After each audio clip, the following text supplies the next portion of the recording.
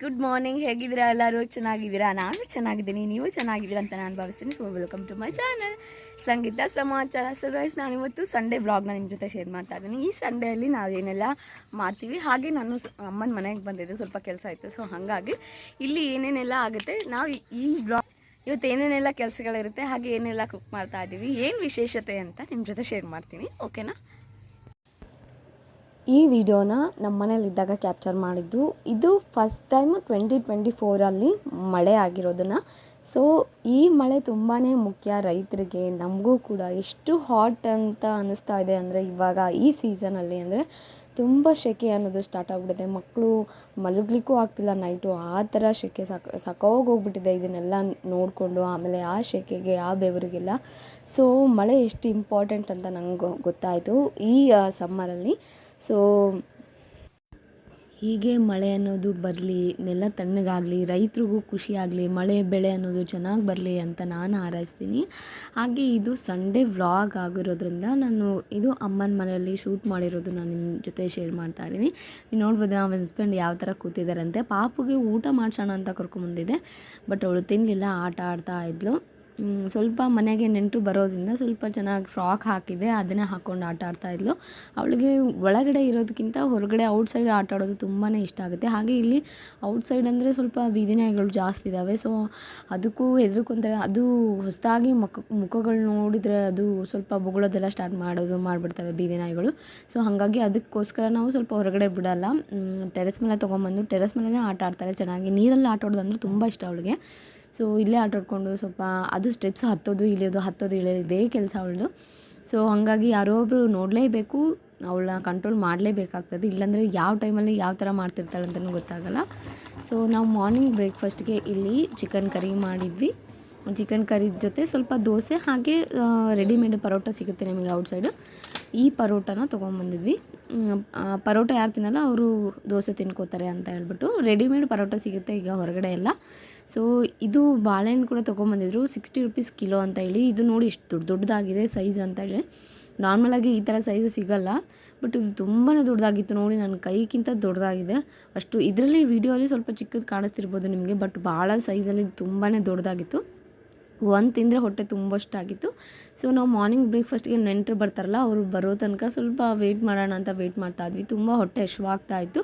ಹಾಗಾಗಿ ನಾವು ಒಂದು ಬಾಳೆಹಣ್ಣು ತಿಂದರೆ ಅದೇ ಹೊಟ್ಟೆ ತುಂಬ ಥರ ಆಗೋಗ್ಬಿಟ್ಟಿತ್ತು. ಸೊ ವೆಯ್ಟ್ ಮಾಡ್ತಾ ಇದ್ದೀವಿ, ಎಷ್ಟೊತ್ತಿಗೆ ಬರ್ತಾರೋ ಗೊತ್ತಿಲ್ಲ, ಒಂದು 10 o'clock ಹಂಗೆ ಬರ್ತಾರೆ ಅಂತ ಅಂದ್ಕೊಂಡಿದ್ದೀವಿ. ಸೊ ಅವ್ರಿಗೋಸ್ಕರ ಸ್ವಲ್ಪ ಸ್ಪೆಷಲಾಗಿ ಮಾಡಿದ್ವಿ ಇವತ್ತು. ಸಂಡೇ ಅದರಿಂದ ನಾರ್ಮಲಾಗಿ ಚಿಕನಾಗೇ ಇರುತ್ತೆ. ನಾರ್ಮಲ್ ವೀಕ್ ಡೇಸಲ್ಲೆಲ್ಲ ಚಿಕನ್ ಮಾಡಲ್ಲ, ಸಂಡೇಸ್ ಚಿಕನ್ ಮಾಡ್ತಾರೆ. ಯಾವಾಗಾದರೂ ಗೆಸ್ಟ್ ಬಂದಾಗ ಸ್ಪೆಷಲಾಗಿ ಮಾಡಬೇಕು ಅಂದಾಗ ಚಿಕನ್, ಮಟನ್ ಈ ಥರ ಮಾಡ್ತಾ ಇರ್ತಾರೆ. ಫಿಶ್ ಅಂತೂ ಇಲ್ಲಿ ನಮಗೆ ಫಿಶ್ ಅವೈಲೇಬಲ್ ಇರೋಲ್ಲ. ಸೊ ಹಾಗಾಗಿ ಚಿಕನ್, ಮಟನ್ ಅಂತೂ ಕಾಮನ್ ಇರುತ್ತೆ ಇಲ್ಲಿ. ಅಂದರೆ ನಮ್ಮ ಕಡೆ ಎಲ್ಲ ಸ್ವಲ್ಪ ಫಿಶ್ ಡೆಲಿವರಿ ಮಾಡೋದ್ರಿಂದ ಫಿಶ್ ನಾವು ಸ್ಯಾಟರ್ಡೇಸ್ ಆ ಥರ ಮಾಡ್ಕೋತೀವಿ, ಸಂಡೇಸು ಮಾಡ್ಕೋತೀವಿ. ಸೊ ಹಾಗಾಗಿ ನೆಂಟರು ಬರ್ತಾರೋ ಅನ್ನೋ ಕಾರಣಕ್ಕೆ ನಮ್ಮ ಅಕ್ಕ, ಬಾವ, ಹಾಗೆ ಪಾಪು, ಆವಿಷ್ಕಾರ, ಅಕ್ಕನ ಮಗ ಎಲ್ಲರೂ ಬಂದಿದ್ದರು. ಅವ್ರು 3 ಜನ ಸೇರ್ಕೊಂಡ್ಬಿಟ್ರಂತೂ ಅವ್ರದ್ದೇ ಒಂದು ವರ್ಲ್ಡ್ ಸ್ಟಾರ್ಟ್ ಆಗಿಬಿಡುತ್ತೆ. ಇಲ್ಲಿ ನೋಡ್ಬೋದು 3 ಜನನೂ ಒಂದೊಂದು ಮೊಬೈಲ್ ಇಟ್ಕೊಂಡು ಕೂತ್ಕೊಂಡಿದ್ರು.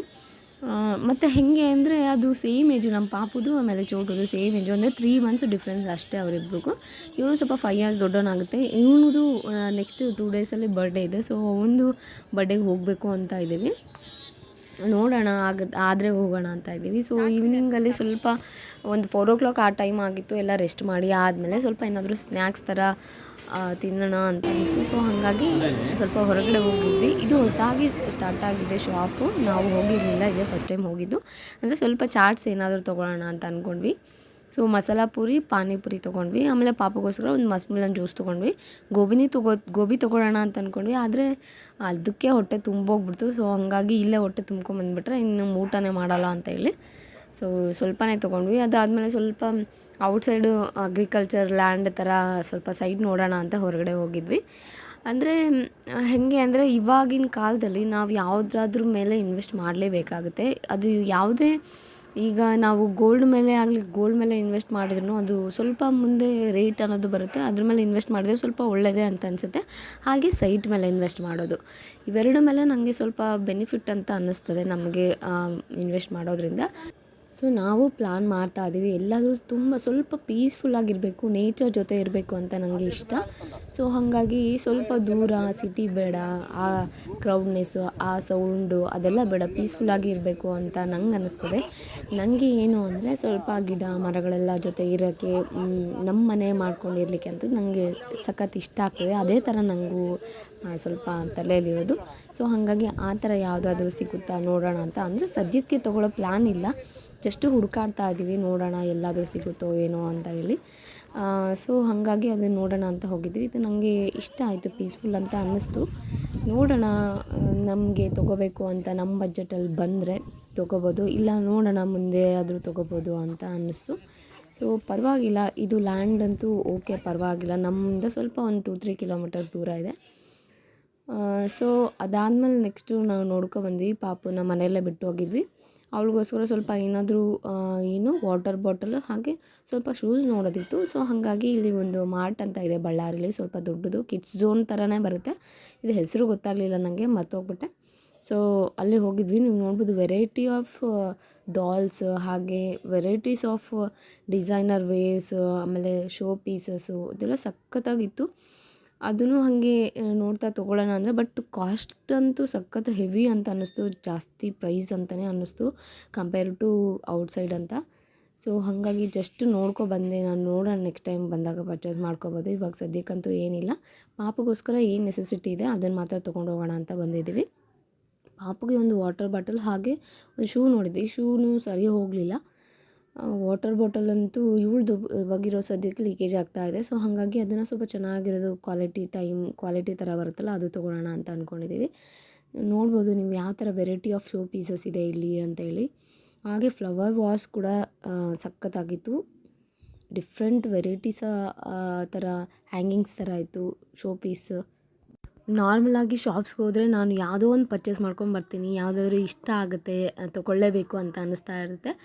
ಸೊ ಬಟ್ ಇಲ್ಲಿ ನೋಡಿದ್ರೆ ನನಗೆ ರೇಟ್ ಅಂತೂ ಬೇಡವೇ ಬೇಡ ಅನ್ನೋ ಥರ ಅನ್ನಿಸ್ತು. ಸೊ ಹಾಗಾಗಿ ಪಾಪುಗೋಸ್ಕರ ಏನು ಬೇಕೋ ಅದನ್ನು ಮಾತ್ರ ತೊಗೋತಾ ಇದ್ದೀವಿ. ಶೂಸ್ ನೋಡ್ತಾ ಇದ್ವಿ. ಶೂಸು ನಾರ್ಮಲಾಗಿ ಇಷ್ಟೇ ಇತ್ತು. ನನಗಂತೂ ಅವಳು ಸೈಜ್ ಸರಿ ಹೋದರೆ ಶೂಸು ಇಷ್ಟ ಆಗ್ತಿರ್ಲಿಲ್ಲ. ಶೂಸು ಡಿಸೈನ್ ಪ್ಯಾಟರ್ನ್ ಚೆನ್ನಾಗಿದ್ದರೆ ಅವಳ ಸೈಜ್ ಆಗ್ತಾ ಇರಲಿಲ್ಲ, ಆ ಥರ ಅನ್ನಿಸ್ತಾ ಇತ್ತು. ಸೊ ಪರವಾಗಿಲ್ಲ, ಇಲ್ಲಿ ತೊಗೊಳ್ಳಿಕ್ಕಾಗಿಲ್ಲ ಅಂದರೂ ನೆಕ್ಸ್ಟ್ ಇನ್ನೊಂದು ಕಡೆ ಆದರೂ ಪರ್ಚೇಸ್ ಮಾಡ್ಬೋದು. ಬಳ್ಳಾರಿಲಿ ಏನು ಕಡಿಮೆ, ಎಲ್ಲ ಶಾಪ್ಸೇ ಆಗಲಿ, ಆಮೇಲೆ ಪಾಪು ಈ ಥರ ಶೂಸೇ ಆಗಲಿ, ಏನು ಬೇಕೋ ಅವೈಲೇಬಲ್ ನೀಡ್ಸ್ ಏನು ಬೇಕೋ ಅದೆಲ್ಲ. ಸೊ ಇಲ್ಲಿ ನಾನು ತೋರಿಸ್ತಾ ಇದ್ದೀನಿ ನೋಡಿ ನಿಮಗೆ, ಪಾಪು ಆಟ ಆಡಲಿಕ್ಕೆ ಈ ಥರ ಕುದುರೆ ಥರ ಹಾಗೆ ಕಾರ್ ಎಲ್ಲನೂ ಇತ್ತು. ನನಗಂತೂ ಸಖತ್ ಇಷ್ಟ ಆಗ್ತಾಯಿತ್ತು ತೊಗೊಳ್ಳೋಣ ಅಂತ. ಸೊ ಈ ಸಂಡೆಗೆ ನಮ್ಮದು ಈ ಥರ ಟೈಮ್ ಸ್ಪೆಂಡ್ ಆಯಿತು. ಹಾಗೆ ಇಷ್ಟೆಲ್ಲ ಕೆಲಸಗಳನ್ನ ಮುಗಿಸ್ಕೊಂಡ್ವಿ. ಸೊ ಗಾಯ್ಸ್, ಈ ವಿಡಿಯೋ ಇಷ್ಟ ಆಗಿದರೆ ಪ್ಲೀಸ್ ಲೈಕ್ ಮಾಡಿ. ಹಾಗೆ ಯಾರೆಲ್ಲ ಫಸ್ಟ್ ಟೈಮ್ ನೋಡ್ತಿದ್ದೀರಾ ಪ್ಲೀಸ್ ಸಬ್ಸ್ಕ್ರೈಬ್ ಮಾಡಿ.